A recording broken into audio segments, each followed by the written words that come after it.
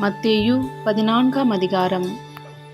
அக்காலத்தில் காற்பங்கு தேசாதிபதியாகிய ஏரோது இயேசுவின் கீர்த்தியை கேள்விப்பட்டு தன் ஊழியக்காரரை நோக்கி, இவன் யோவான் ஸ்நானன், இவன் மரித்தோரிலிருந்து எழுந்தான், ஆகையால் இவனிடத்தில் பலத்த செய்கைகள் விளங்குகிறது என்றான்.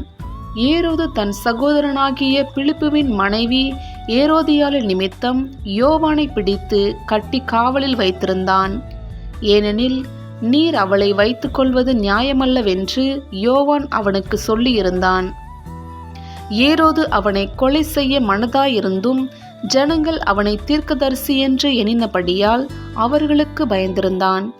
அப்படி இருக்க, ஏரோதின் ஜென்ம நாள் கொண்டாடப்படுகிற போது ஏரோதியாளின் குமாரத்தி அவர்கள் நடுவே நடனம் பண்ணி ஏரோதை சந்தோஷப்படுத்தினாள். அது நிமித்தம் அவன், நீ எதை கேட்டாலும் தருவேன் என்று அவளுக்கு ஆணையிட்டு வாக்கு கொடுத்தான். அவள் தன் தாயினால் ஏவப்பட்டபடியே யோவான் ஸ்நானனுடைய தலையை இங்கே ஒரு தாளத்திலே எனக்கு தாரும் என்று கேட்டாள். ராஜா துக்கமடைந்தான். ஆகிலும் ஆணைய நிமித்தமும் பந்தியில் கூட இருந்தவர்களின் நிமித்தமும் அதை கொடுக்க கட்டளையிட்டு ஆள் அனுப்பி காவற்கூடத்திலே யோவானை சிரசேதம் பண்ணுவித்தான். அவனுடைய சிரசை ஒரு தாளத்திலே கொண்டு வந்து சிறு பெண்ணுக்கு கொடுத்தார்கள். அவள் அதை தன் தாயினிடத்தில் கொண்டு போனாள்.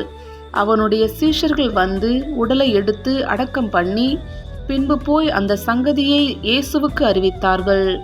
இயேசு அதை கேட்டு அவ்விடம் விட்டு படவில் ஏறி வனாந்தரமான ஒரு இடத்துக்கு தனியே போனார். ஜனங்கள் அதை கேள்விப்பட்டு பட்டணங்களிலிருந்து கால்நடையாய் அவரிடத்திற்கு போனார்கள்.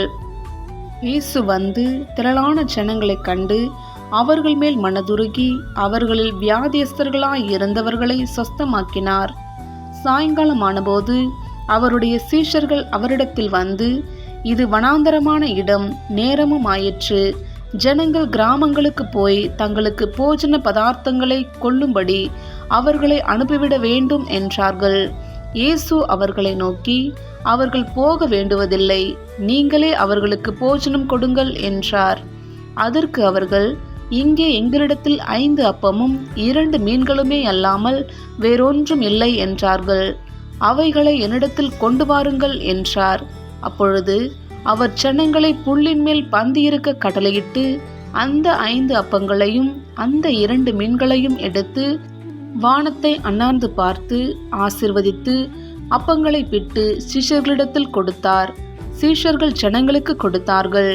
எல்லாரும் சாப்பிட்டு திருப்தி அடைந்தார்கள். மீதியான துணிக்கைகளை 12 குடை நிறைய எடுத்தார்கள். ஸ்திரீகளும் பிள்ளைகளும் தவிர சாப்பிட்ட புருஷர்கள் ஏறக்குறைய 5000 பேராயிருந்தார்கள்.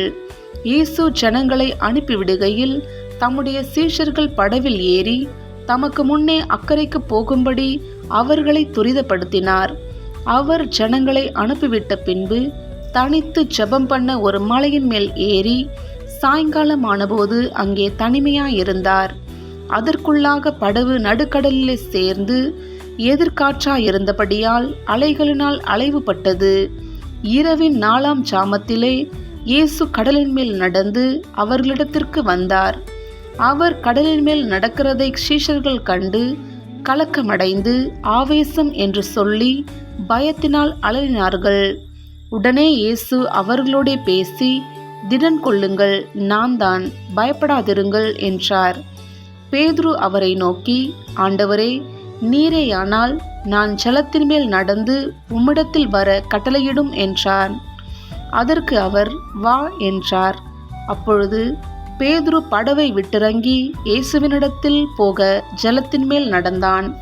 காற்று பலமாயிருக்கிறதைக் கண்டு பயந்து அமிழ்ந்து போகையில், ஆண்டவரே, என்னை ரட்சியும் என்று கூப்பிட்டான். உடனே இயேசு கையை நீட்டி அவனை பிடித்து, அற்ப விசுவாசியே, ஏன் சந்தேகப்பட்டாய் என்றார். அவர்கள் படவில் ஏறினவுடனே காற்று அமர்ந்தது. அப்பொழுது படவில் உள்ளவர்கள் வந்து, மெய்யாகவே நீர் தேவனுடைய குமாரன் என்று சொல்லி அவரை பணிந்து கொண்டார்கள். பின்பு அவர்கள் கடலை கடந்து கெனசரேத்து நாட்டில் சேர்ந்தார்கள். அவ்விடத்து மனுஷர் அவரை இன்னார் என்று அறிந்து சுற்றுப்புறமெங்கும் செய்தி அனுப்பி பிணியாளிகள் எல்லாரையும் அவரிடத்தில் கொண்டு வந்து அவருடைய வஸ்திரத்தின் ஓரத்தையாகிலும் அவர்கள் தொடும்படி உத்தரவாக வேண்டும் என்று அவரை வேண்டிக் கொண்டார்கள். தொட்ட யாவரும் சொஸ்தமானார்கள்.